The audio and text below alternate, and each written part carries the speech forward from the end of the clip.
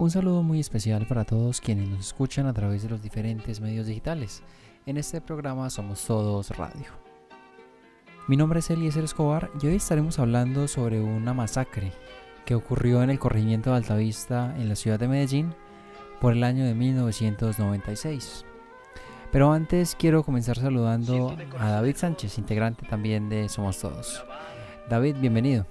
Gracias, Eliezer. Hoy tenemos precisamente una persona muy especial para el movimiento Somos Todos y que muchos procesos de la ciudad de Medellín lo recuerdan cariñosamente. Es nuestro amigo Mauricio Mejía, más conocido en todo este mundo comunitario y de defensa de derechos humanos como Mauro Galbao, habitante del corregimiento de Altavista y quien hoy precisamente nos va a contar un hecho que conmemoramos luego de 24 años de haber sucedido la masacre, triste masacre del corregimiento de Altavista. Mauricio, buenos días, buenas tardes, bienvenido y gracias por acompañarnos a este Somos Todos Radio. Cordial saludo a Eliezer Escobar, David Sánchez, al movimiento Somos Todos, por favor. Un saludo, un abrazo, muchas gracias por la invitación. Bueno, Galbao, vamos a arrancar contándole a la gente un poco de esto que se vivió hace poco más de 20 años en el corregimiento de Altavista. Contanos un poco, hagamos un contexto inicial. ¿Qué se vivía en Medellín? ¿Qué se vivía en Colombia a mediados de 1996, en el contexto que se da esta masacre? Bueno, gracias. Lo primero pues para decirle que sí, efectivamente estamos a puertas de conmemorar 24 años de esta masacre que, como bien dice David, enlutece la historia de nuestra ciudad, de Colombia en general, una masacre que de alguna manera nos marcó para el resto de la vida a quienes habitamos este terruño amado llamado Corregimiento del Tavista. Hablar del contexto, pues es situarnos en un momento histórico donde las ciudades están siendo disputadas por diferentes actores armados, las distintas guerrillas, las insurgencias vienen en una ofensiva, vienen acrecentando su poder en territorio urbano. Vemos que hay una escalada, hay, hay un desarrollo de los planes estratégicos que tienen para tomarse las ciudades, pero también de alguna manera hay la aparición y el fortalecimiento de otro actor que es el paramilitarismo auspiciado por autoridades locales, auspiciados por agentes del Estado, que entran entonces a servir como fuerza de choque para contener los alcances político-militares de las insurgencias. Año 1996 se generaron varios hechos victimizantes, no solamente en Medellín, sino en Colombia. Estamos bajo la presidencia de Ernesto Samper, pues hay una fuerte controversia por lo que significó su llegada a la Casa de Nariño, sus relaciones con el cartel de Cali. La gobernación de Antioquia está bajo la administración de Álvaro Uribe Vélez, también muy cuestionado, porque es quien da el aval, quien le da el chulo a la creación de las Convivir. Y en la alcaldía de Medellín tenemos a un Sergio Naranjo que de alguna manera también comulga pues como con la privatización de la seguridad, de manera pues que es una mezcla de factores que conllevaron a que los 90 fueran una de las épocas más violentas en la historia de Colombia. Yo quisiera que Mauricio nos explicara un poquito también de dónde surge el barrio Altavista o el corregimiento Altavista más bien, quiénes son sus pobladores, cómo estaba compuesto socialmente el barrio y pues por supuesto también cuál era el movimiento social y comunitario que teníamos para esa época de la masacre. El corregimiento de Altavista, David Eliezer y amables oyentes, es el corregimiento más joven de la ciudad de Medellín. Digamos que como unidad territorial político-administrativa terminó siendo la mezcla de un montón de sectores geográficos que le estaban como sobrando algunas comunas de la ciudad. Fue curioso la creación del corregimiento Altavista porque básicamente lo conforman un espacio geográfico que le sobra a Belén, un espacio geográfico que le sobra a Guayabal, que le sobra al barrio San Javier, y pues con la entrada en vigencia del plan de ordenamiento territorial a finales de los 90, pues la alcaldía decide crear con esas sobras, entre comillas, una unidad político-administrativa que es Altavista. Es es un corregimiento con aproximadamente 25.000 habitantes. Para aquella época tal vez hablábamos de unos 12, 15.000. Un territorio que le oferta servicios ambientales a la ciudad. Es un territorio donde históricamente ha servido para la extracción de tierra, para la fabricación de tejas de barro y ladrillos, pero también para la extracción de cantera y la elaboración de arena. En fin, es un territorio que le ha servido al sector industrial, perdón, al sector de la construcción, y en un menor porcentaje un sector también caracterizado por la presencia de familias campesinas. Pues para aquella época de los 96, digamos que había una vocación campesina a menor escala, básicamente cultivos de café, algunos hatos lecheros, algunas hortalizas, cebollas y algunos cultivos madereros. Básicamente esa era como la vocación que se tenía en el corregimiento, un tejido comunitario apenas que empieza como a sumarse, como a mostrarse. Digamos que Altavista, justamente por esa división geográfica, para esos años no lograba consolidar un fuerte tejido comunitario, social. Históricamente las juntas de acción comunal hicieron presencia aquí y fueron las que de alguna u otra manera lograron traer al Estado, acercar al Estado y facilitar el desarrollo de algunas obras que beneficiaran a toda la comunidad. Para ese 96 surgen algunos grupos juveniles que empiezan a generarle otras posibilidades a las y los jóvenes de la ciudad, y ya arrancando los 90 otros procesos históricos aparecen como la Asamblea de Altavista, que es quien logra dinamizar el proceso de planeación local del corregimiento. Dinamizar el proceso de planeación, me parece muy interesante e importante eso. Pero antes de que sigamos, yo quiero darle la bienvenida a esta mesa a Luz María, que ya nos acompaña. Luzma, bienvenida. Muchas gracias, Eliezer. Y bueno, una disculpa presentada a todos los oyentes. Tuve algunas dificultades, pero aquí estoy, además encarretadísima escuchando a Galbao. Es bien tenaz escuchar la historia de nuestros corregimientos, de nuestra gente y ver cómo ese tejido social se ha desarrollado, pero también cómo en algunos momentos de su historia ha sido truncado. Mauro, contanos un poco de los actores para que empecemos a hablar de lo que sucedió, de los actores que influyeron en esta masacre. ¿Cuáles fueron los que participaron?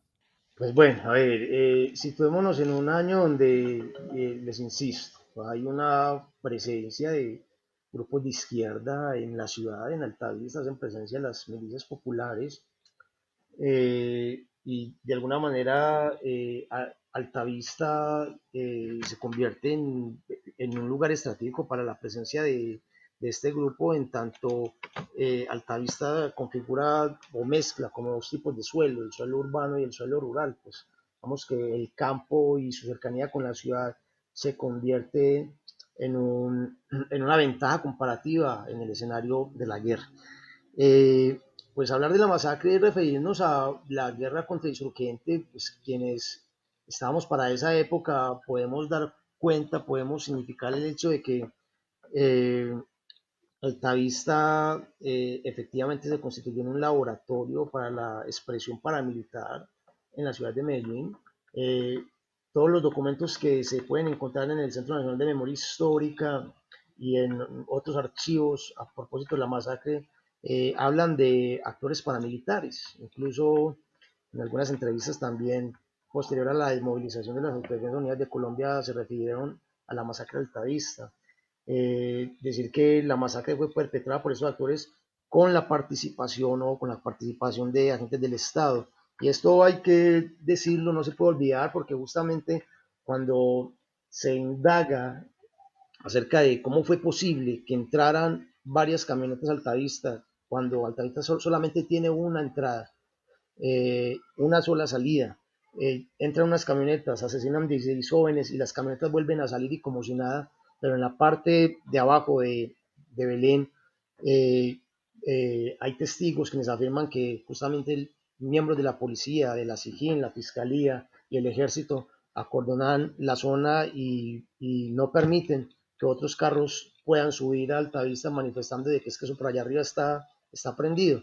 Entonces uno podría decir tranquilamente de que fueron las Fuerzas Armadas legales del Estado las que facilitaron esta incursión paramilitar, incursión que aunque por ella fue condenada el Estado, nunca se supo a ciencia cierta quién fue el determinador, el autor material e intelectual. Digamos que hay sospechas, hay teorías, hay hipótesis, pero un actor que uno diga de manera contundente usted fue el responsable, aún no se tiene y por eso nosotros insistimos en que es una de las masacres que ha quedado en la impunidad en la historia del conflicto en Colombia. Pero Mauro, una pregunta, ahí hay dos asuntos. Uno, pues obviamente la guerra insurgente que en los últimos 60 años ha estado presente en todo el territorio nacional, pero lo otro es también la idea de que los jóvenes, hombres y mujeres, las comunidades decidan organizarse para poder exigir mejores condiciones de vida, por ejemplo, o para que la cultura haga parte de su vida cotidiana, independientemente de si estaban o no en la insurgencia, muchos de ellos no estaban en la insurgencia, Mauro. También está el asunto del Estado decir los jóvenes mejor que piensen menos, los jóvenes mejor que actúen menos, los jóvenes mejor que tengan menos que ver con el futuro del país. Y quiero referirme un poco a esto porque digamos que ese movimiento cultural perdón, comunitario que venía levantándose en Altavista tenía una alta presencia de chicos y chicas jóvenes. Esto por un lado, y por el otro, entiendo, si me equivoco, tú me corriges, Mauro, pero entiendo que el Estado ya en este momento tuvo que reconocer su participación de una u otra manera, si no de manera directa, por lo menos sí su responsabilidad en la masacre de estos 16 jóvenes en Altavista. Luz María, con las buenas tardes. Mira, de lo primero manifiesto de que una de las características de esta masacre acontecía el 29 de junio del año 1996. Sí, quienes fueron asesinados fueron efectivamente 16 jóvenes. Entre ellos habían algunos menores de edad. La masacre ocurre en un lugar donde convergen las y los habitantes del corregimiento, al menos los de la parte central, la antigua terminal de buses, lugar donde nos encontramos, nos bajamos del bus, compartimos allí un café, a jugar billar, digamos que el lugar, el lugar por excelencia donde transitan quienes van para diferentes veredas del corregimiento. Por supuesto, esta masacre está dirigida hacia o tiene como un objetivo, yo lo he manifestado en un escrito, y es que no se buscaba tanto confrontar militarmente a la guerrilla, sino golpear la moral del corregimiento altavista de sus habitantes, golpear a las y los jóvenes que, como usted significa hace un momento, venían ya generando algunos procesos de organización comunitaria. Decir que esta masacre tiene por objeto es más generar el terror, el pánico, el miedo en la población para que se olviden de procurar procesos organizativos conducentes a la exigibilidad de derechos.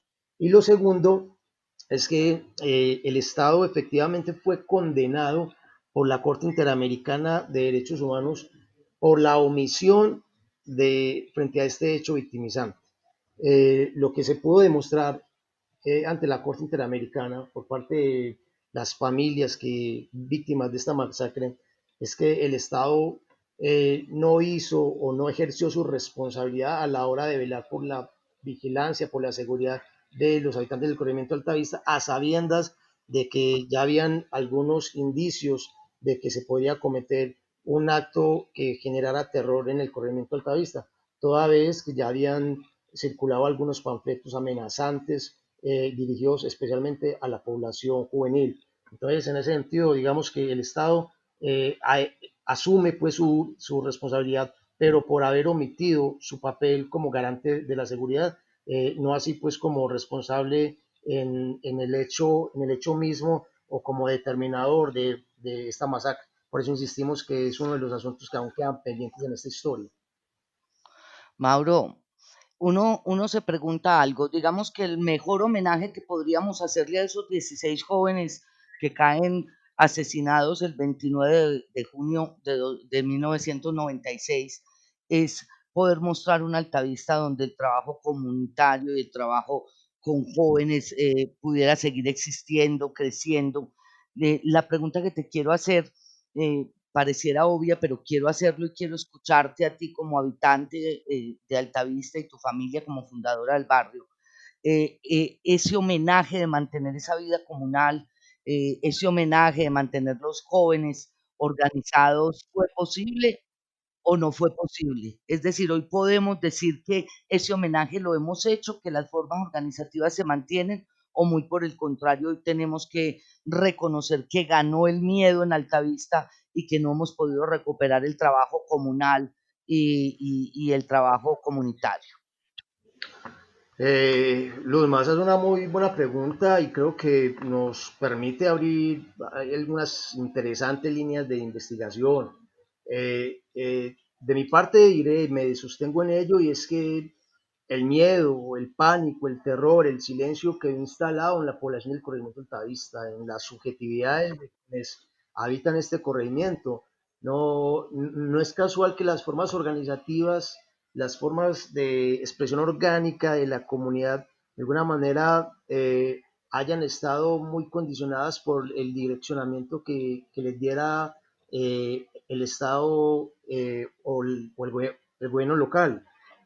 Las formas organizativas siempre muy dependientes de la línea que trazara la alcaldía, muy dependiente de lo que se pudiera generar desde otros lugares.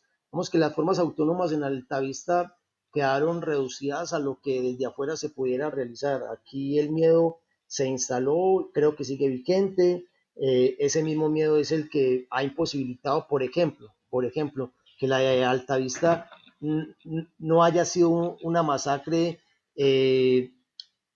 adoptada para realizar ejercicios de memoria histórica, no haya sido una masacre adoptada para exigirle al Estado de manera más contundente verdad sobre lo sucedido y reparación, no solamente a las familias, sino a las y los habitantes, que la de Altavista no haya sido una masacre que hubiese desencadenado un movimiento por la paz, por los derechos humanos, como se aconteció en otros lugares de la ciudad de Medellín. En tal sentido, yo creo que el miedo se instaló, no obstante, de a poco también se va rompiendo con eso que quedó allí. De hecho, el que hoy nos estemos pensando como habitantes del corregimiento, crear, construir un Consejo Territorial de Paz y Derechos Humanos, da cuenta de la necesidad, pero también de la esperanza puesta en que esas subjetividades también se vayan transformando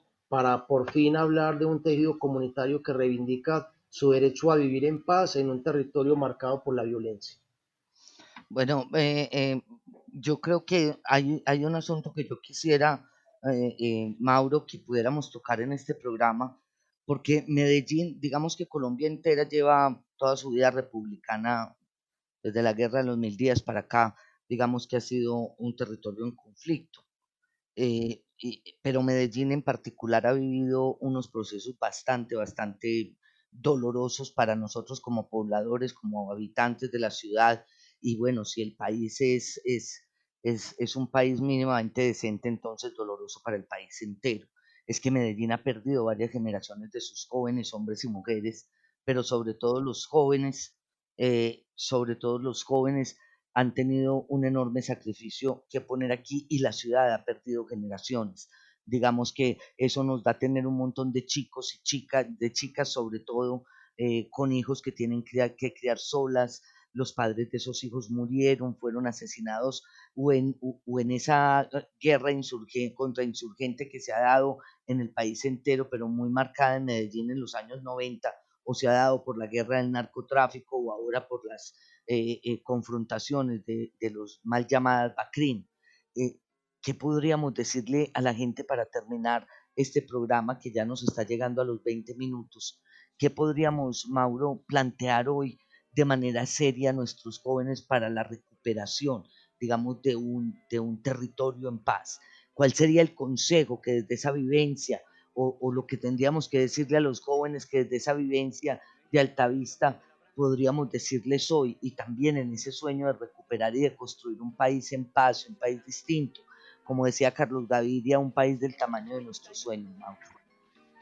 No, pues Luzma, yo creo que, y sin, bueno, sin pretender hacer demagogia pues en esta invitación que ustedes amablemente me han realizado, diría que hay un elemento ahí clave, es el tema de la memoria, esa frase que todavía nos sigue dando en la cabeza: quien no conoce su historia está condenado a repetirla. Realizar ejercicios de memoria y insistir en las y los jóvenes en sus procesos autónomos de participación y organización, lo que de alguna manera esta realidad lo que demuestra es que nosotros como generación, digamos, ya que hizo parte de algunos procesos estamos pasando, hay otras vivencias, hay otras subjetividades, hay otros contextos. En ese sentido son las chicas y los chicos con nuevas expectativas de vida quienes deberán también asumir su papel histórico en la posibilidad de construir ese país al alcance de nuestros sueños. Creo que si lográsemos que las y los jóvenes se interesaran por eso de la participación política, por el asumir de manera crítica su estancia, su paso por esta sociedad, y que ellos se interesaran por dinamizar sus procesos de organización, creo que estaríamos ganando muchísimo en el protagonismo de un sujeto que históricamente ha sido excluido, históricamente ha sido victimizado, ha sido negado, ha sido olvidado, ha sido excluido, masacrado, reclutado, es decir, una población a la cual se le ha ejercido la violencia en todas las manifestaciones. Creo que es el momento de que la juventud enarbore las banderas de un Estado social de derecho digno, un Estado social de derecho que nos permita de verdad pensarnos en que es posible una Colombia con una paz estable y duradera, de una paz con justicia social, una paz como la que se reclama desde, no solo desde la Constitución, sino también desde las cosmovisiones de los pueblos indígenas. Diría para cerrar que son los jóvenes y las jóvenes quienes, rescatando, recogiendo las vivencias y las experiencias, tendrían la varita mágica para empezar a marcar otras formas de habitar el territorio, otras posibilidades para construir formas de relacionamiento donde, insisto, la convivencia, el respeto por los derechos humanos y la paz sean una constante en el día a día. Bueno, un programa muy duro para quienes amamos la paz y para quienes se nos arruga el corazón y el alma recordando a estos chicos, haciendo un homenaje a estos chicos que perdieron su vida en Altavista, pero de igual manera un homenaje a todos los chicos y chicas que a lo largo y ancho de todo el territorio nacional han perdido sus vidas en masacres, en enfrentamientos, en asuntos que tienen que ver con la guerra y la confrontación.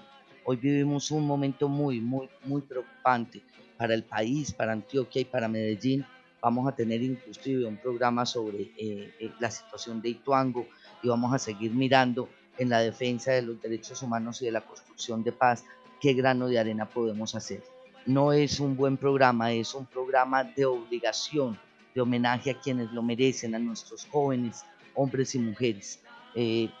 A Mauro un abrazo muy grande para él y para todos los habitantes y las habitantes de Altavista que, que, que han pasado por momentos bastante difíciles. Y a ustedes quienes nos escuchan, recordemos, siempre recordemos, ni un peso para la guerra, para la paz todo, para la guerra absolutamente nada. Y sigamos caminando, aunque tengamos días tristes, con homenajes como este que nos recuerdan la vida de amigos y amigas que estaban construyendo este país. Ni un minuto más de silencio. Vamos a hacer la historia que nadie quiere contar y que necesitamos para garantizarnos seguir repitiéndola. Un abrazo muy grande, mil gracias a Eliezer, a David, y muchas gracias a quienes nos escuchan. Un abrazo y en una semana nos vemos.